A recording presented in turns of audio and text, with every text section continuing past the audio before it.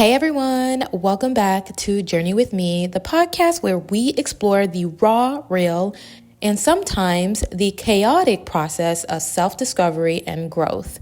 I'm Emanuela, and I'm vulnerable enough to share my journey in real time. Now, if you're looking for advice, tips, tricks on how to level up, you are at the wrong place. Yes, ma'am. Yes, sir. You are at the wrong place. Make a U-turn, press skip, and come back here a year from now, okay?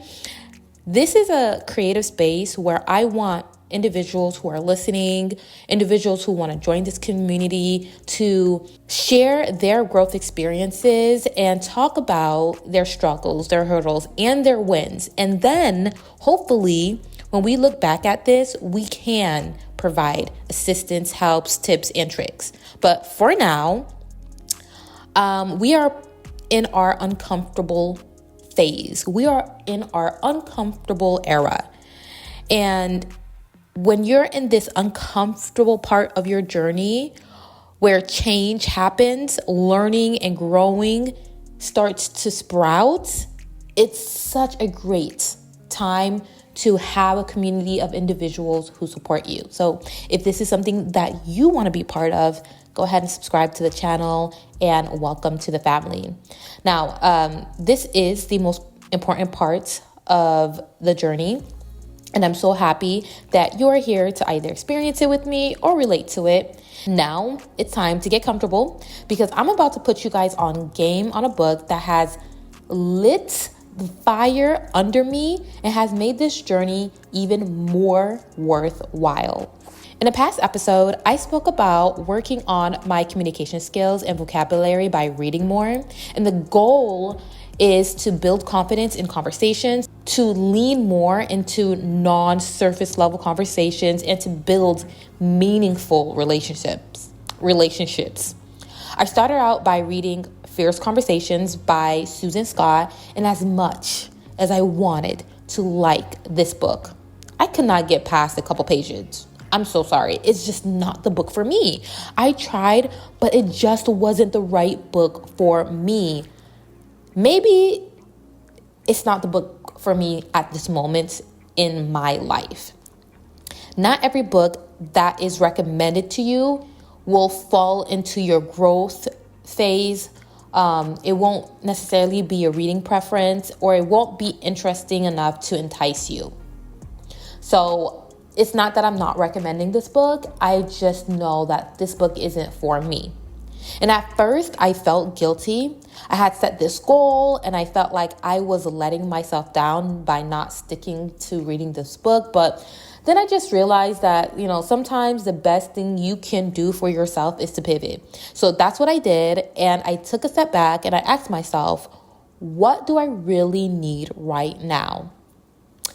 And fortunately, that question led me to Jim Kwik's book, Limitless.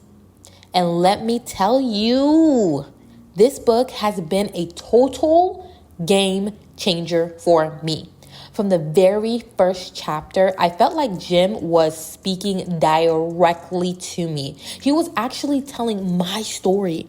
And I'm almost, positive he reached into my brain and he just pulled out my struggles, my memories, and my insecurities. And he created this guidebook on how to overcome them. Now, this book makes me feel seen. The thing is, his book, he speaks about unique situations that happen to him, but it also relates to the masses in different ways. Although we don't have the same stories, we can have relatable struggles. I stumbled upon this book after watching some of his YouTube videos. And if you've never heard of him, I highly recommend you check out his content. He's all about unlocking your brain's potential, and his approach is so practical and relatable. Before I committed to buying the book, I borrowed the audiobook from the local library. And 1 hour in, guys, I was sold. I hopped onto Amazon and I purchased the physical copy, hardcover, okay? Overnight shipping. That's how amazed I was with the audiobook. I just had to get the hard copy. What I love most about Limitless is the actionable quick start activities sprinkled in within the book. They're practical, they're eye-opening, and they are, I would consider, surprisingly fun. One of the first activities that really stuck with me is on page 34 in my copy. I don't know what copy you have or if you already have this book, but in my copy, in page 34, it asks you to identify which of the 4 digital villains is holding you back the most. And you might be wondering, what is a digital villain? And as much as I want to go into detail and tell you what it is, I think it's best that you go ahead and give this book a read or give it a listen. This is not advice for you to purchase the book, okay? I'm not advising you to purchase the book. If this sounds interesting, I just recommend you get maybe the summary of the book and see if this is something you would like. But I'm just telling you my experience. This is a book that's really helping me. But consider going to your local library or Barnes & Noble and reading a couple of pages before committing to the book. Or possibly just, listen to a free audio version in your library app, Libby app, whatever. Just check it out. But anyways, but back to the digital villains, which are my interpretation of technology behaviors that are trying to ruin our life. But out of the 4 mentioned, it's hard for me to just choose one because there's 4. So I feel like I'm dealing with a supervillain, all digital villains in one. But if I had to just pick one, I'd say my biggest digital villain is digital distractions. It's my arch nemesis. Following close behind it would be digital deluge. Now, digital distractions, like social media, especially TikTok, is a double-edged sword for me. On one hand, it's where I find so much inspiration or even education. And then on the other hand, it's like a black hole of endless scrolling. Even when I start the intentions of consuming educational content, the algorithm is not my friend, I swear. For some reason, the algorithm finds a way to suck me into a world of fashion and sprinkle lady content. And that is so bad, but I'm trying my hardest not to be consumed by it. But you never know.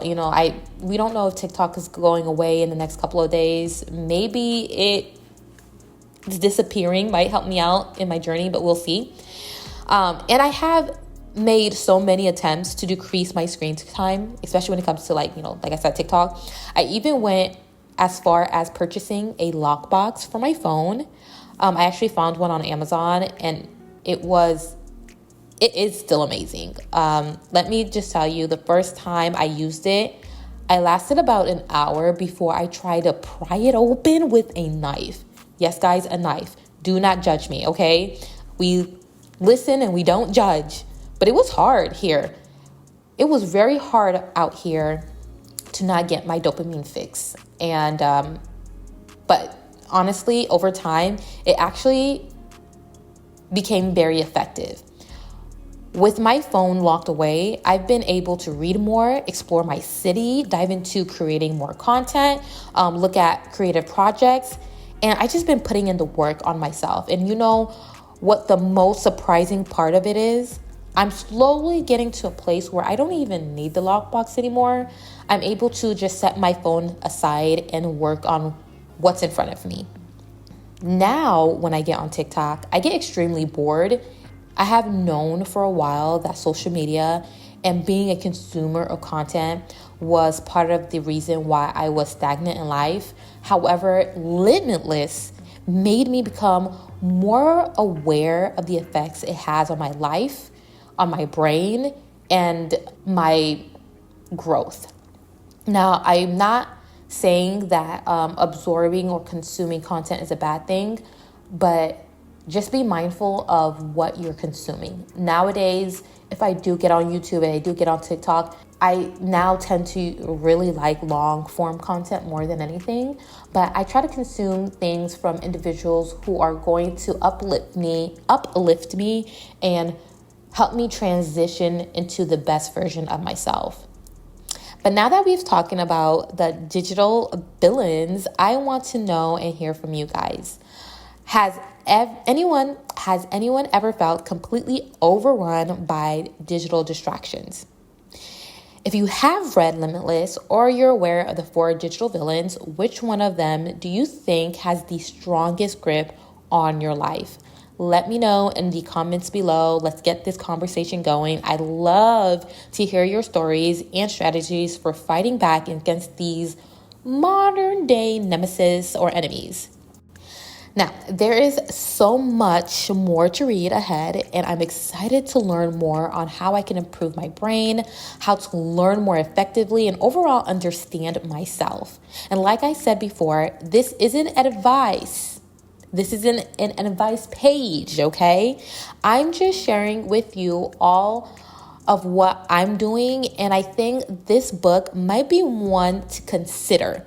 If you have any book recommendations that you think might help me on my journey or anyone else in this platform or in this community, please drop it in the comments below. I'm pretty sure we all can learn from one another, and I appreciate everybody sharing.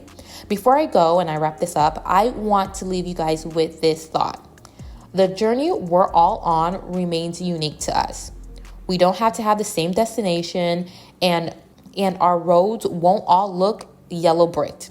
We might not all struggle in the same areas, but I hope this community draws in individuals who are not only wanting to share their journey, but wanting to learn and provide their advice to others. We can learn so much from one another in different areas and in different ways. So thank you so much for taking the time out of your day to join me on another great episode and for being on this journey with me. And until next time, stay strong, stay focused, and stay kind to yourself.